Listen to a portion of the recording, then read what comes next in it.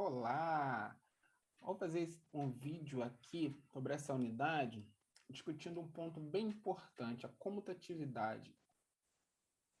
Vou começar com essa charge. A ordem dos fatores não altera o produto. Desse jeito, você vai tirar 10 na prova de matemática, Júnior. Sei não. A ordem dos meus pensamentos não altera a minha nota.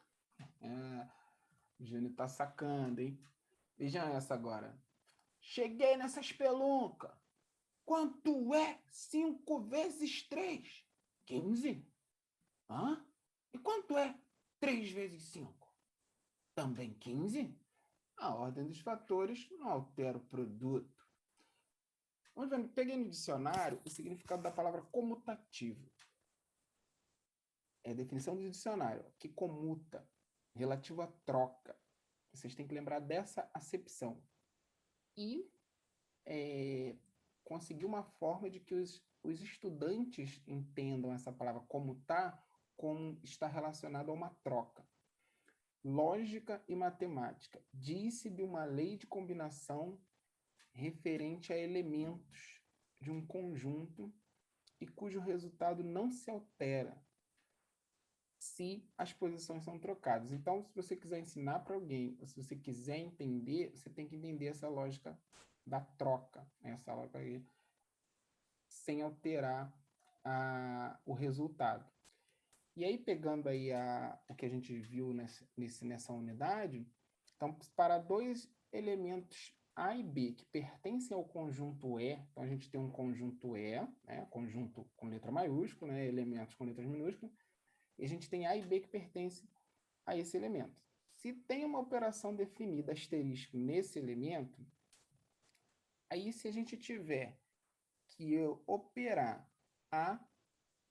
asterisco B dá o mesmo resultado que B asterisco A, aí a gente fala aí dessa troca, dessa inversão. Então, a gente diz que existe a propriedade comutativa nesse grupo.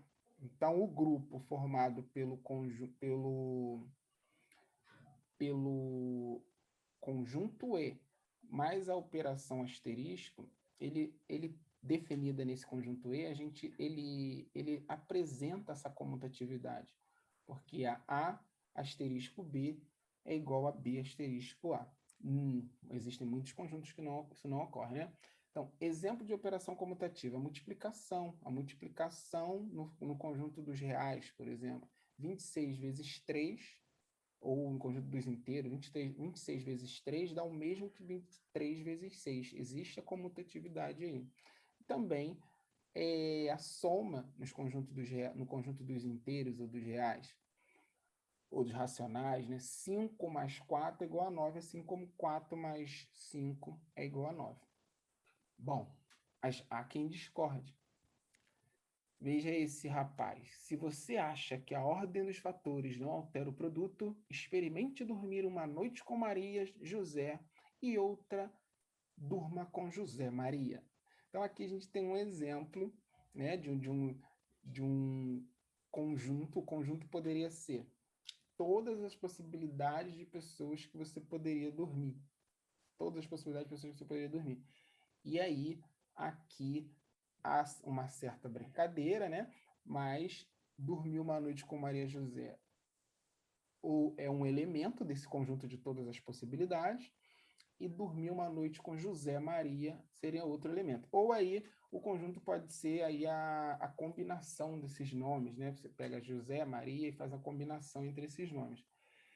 Então aqui a gente vê que a combinação desses nomes dá algo bem diferente. Tem gente que vai querer muito dormir com Maria José e não vai querer dormir nunca com José Maria. Ao contrário também, tem gente que vai querer dormir com um e não vai querer dormir com outro. Vai ter gente, lógico, que vai querer dormir com todos, que é muito mais esperto.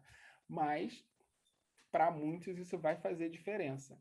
Então, para esse rapaz, por exemplo, isso faz uma grande diferença. Então, se para você faz uma grande diferença, é importante saber que essa ordem aí dos fatores, nesse caso, vai te dar um resultado muito diferente. Então, inversões aplicando isso à linguística, né? Inversões entre substantivos e adjetivos pode mudar a semântica. Vou pegar essa frase que eu... Vamos ler essa frase que eu peguei no site. Ó.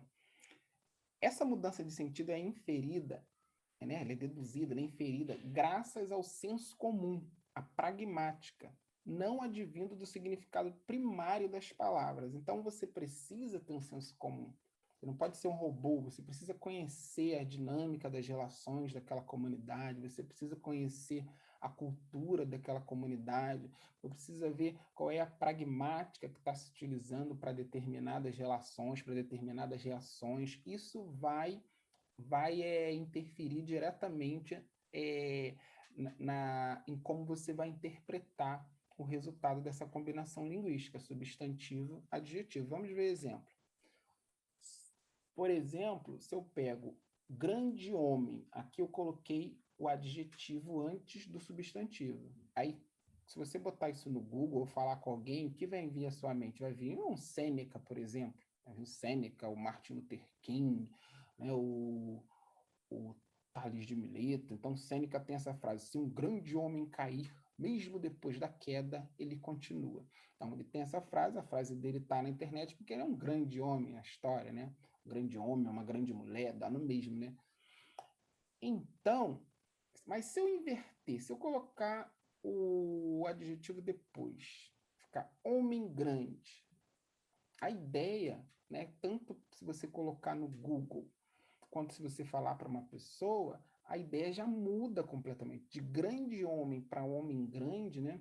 Aqui, quando você bota grande homem, não vão aparecer pessoas altas, muito altas, diferença de altura. Mas quando você coloca homem grande, isso faz uma diferença tremenda para quem está ouvindo o que você está falando. E isso vai depender de que idioma você está falando, essa inversão, para ter significado.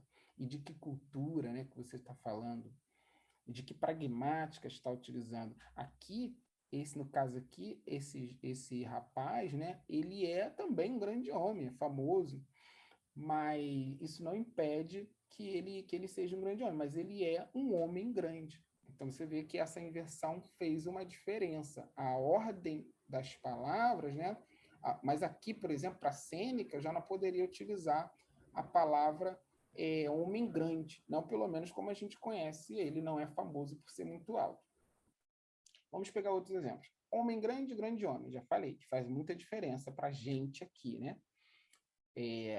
Bem chegado, chegado bem. Isso pode também ter significado. O sujeito é bem chegado.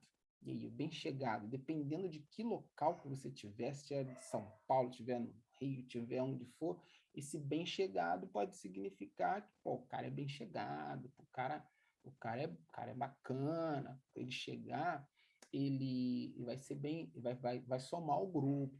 Agora, chegado bem, para a gente é muito mais uma frase muito mais simples, né? O cara chegou bem, o cara viajou e chegou bem.